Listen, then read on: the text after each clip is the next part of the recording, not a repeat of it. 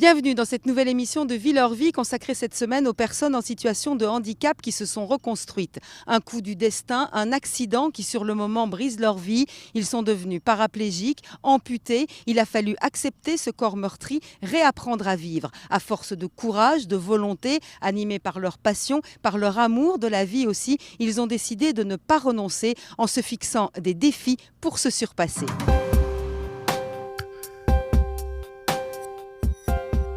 Elle vole comme d'autres marchent ou dansent. Dorine Bourneton est pilote de voltige aérienne. Elle est aussi paraplégique, mais c'est surtout une pionnière et une amoureuse de la vie. Bonjour Dorine. Bonjour. Alors ce vol Magnifique. Voler, c'était quasiment un rêve de gosse pour vous? Oui, tout à fait. Je rêve de voler depuis que je suis toute petite en fait. J'ai commencé à piloter, j'avais 15 ans. J'ai commencé mes premières heures de vol à l'aéroclub d'Auvergne, près de Clermont-Ferrand. Je suis même allée jusqu'à ce qu'on appelle le lâcher, le vol solo.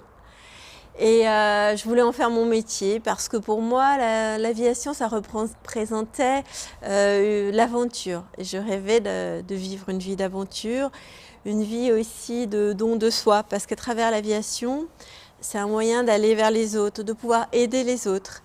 Et je me voyais bien voler en Afrique, par exemple, et puis transporter du fret, faire de l'humanitaire. Et puis en 91, c'est l'accident, vous avez 16 ans. J'étais passagère ce jour-là d'un avion de tourisme. On allait rejoindre la base des Canadair à Marignane pour rencontrer nos héros, les pilotes de Canadair. Et sur la route, on a rencontré le mauvais temps. On est rentré dans une zone nuageuse, le pilote a perdu le contrôle de l'appareil et on a percuté le flanc d'une montagne. J'ai été la seule rescapée, les 3 autres sont morts sur le coup. Et quand je me suis retrouvée à l'hôpital, alors on m'a dit que j'étais la seule survivante, mais qu'en même temps, je resterais probablement paraplégique, j'allais perdre l'usage de mes jambes. Et je me suis dit à ce moment-là, j'ai pas le droit d'abandonner. J'ai pas le droit d'abandonner mes rêves parce que les personnes qui étaient avec moi ce jour-là sont mortes. Donc je dois continuer, ne serait-ce que parce qu'elles n'ont pas eu la chance que moi j'ai. Ne pas abandonner, ok, mais vous décidez de ne pas renoncer à vos rêves. Je savais que oui, l'avion m'a volé mes jambes, mais je savais que je pourrais me reconstruire à travers l'apprentissage du pilotage. Parce que quand on est dans un avion, eh bien, on est aux commandes. C'est un peu comme si on était aux commandes de sa vie. C'est nous qui décidons. On est seul maître à bord. Et on est en permanence dans le dépassement de soi. On sort en permanence de sa zone de confort.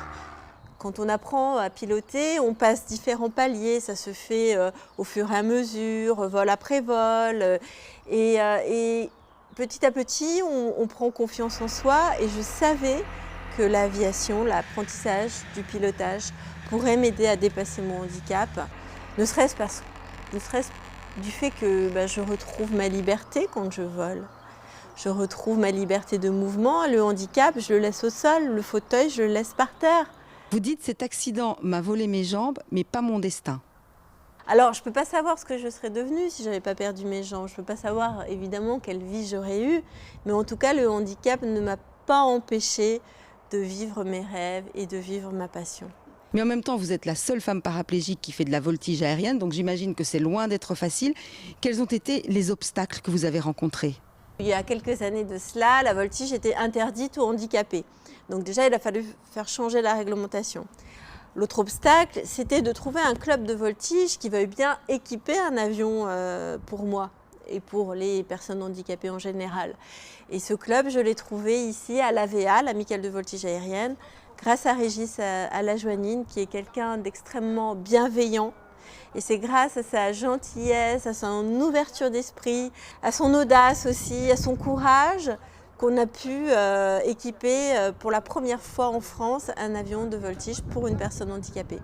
Donc après, il a fallu apprendre à voler comme ça, avec les mains, à voltiger avec les mains. Alors c'est compliqué parce que quand on vous explique au sol, droite, gauche, pousser, tirer, ça paraît simple. Mais quand on est là-haut, il y a des moments où on ne sait plus du tout où on habite, quoi. On ne sait plus du tout ce qui se passe. On est sur le dos, on a la tête à l'envers, on ne sait plus s'il faut pousser, tirer, on ne comprend plus rien.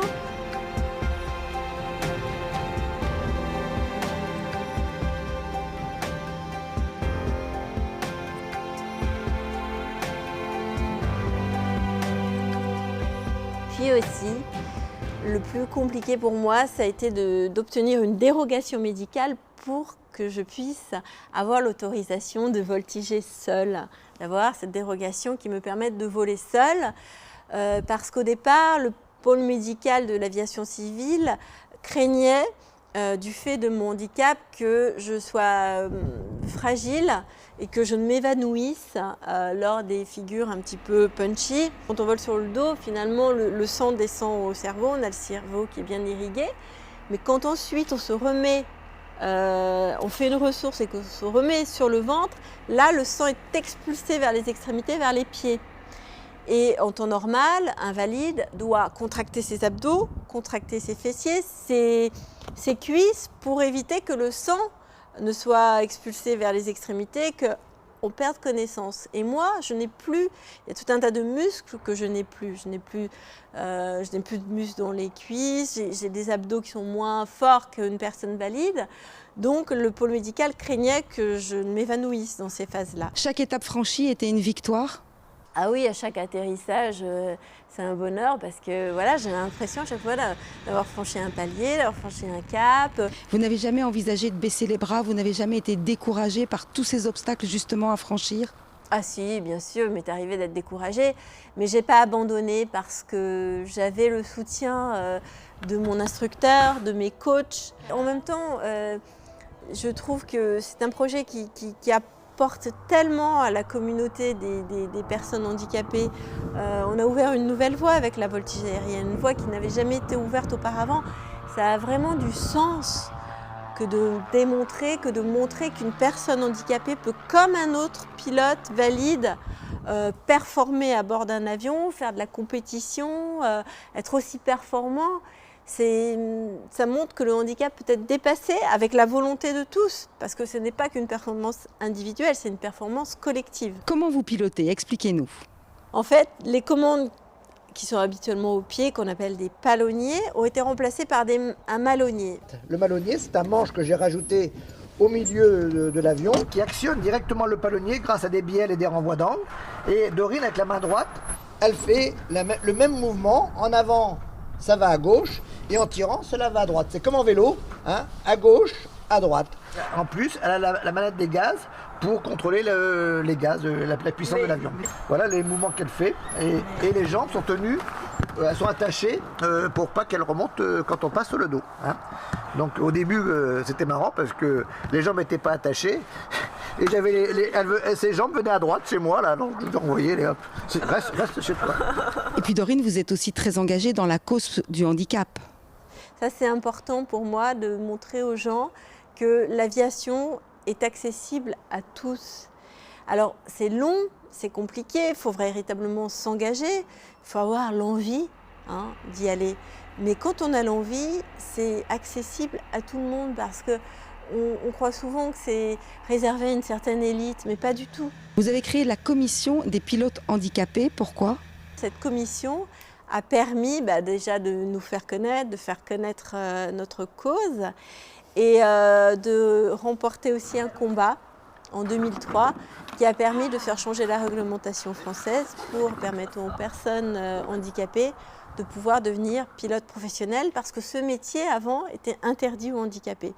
Depuis 1991, vous avez parcouru un long chemin. Quel est votre meilleur souvenir? Je crois que mon meilleur souvenir, il est à venir, puisque dans à peu près 10 jours, je vais emmener ma fille pour la première fois en voltige aérienne. Et c'est une vraie victoire sur le destin. Qu'est-ce qui vous reste à accomplir? Alors, ce qui me reste à accomplir, je crois que c'est de me mesurer aux autres, de pouvoir me mesurer aux autres et de faire de la compétition. Et ça, c'est quelque chose que je vais réaliser dès cet été, au mois de juillet, puisque je me lance dans la compète et avec la Coupe Espoir qui aura lieu dans ma région d'origine, dans la Loire, à Feurs.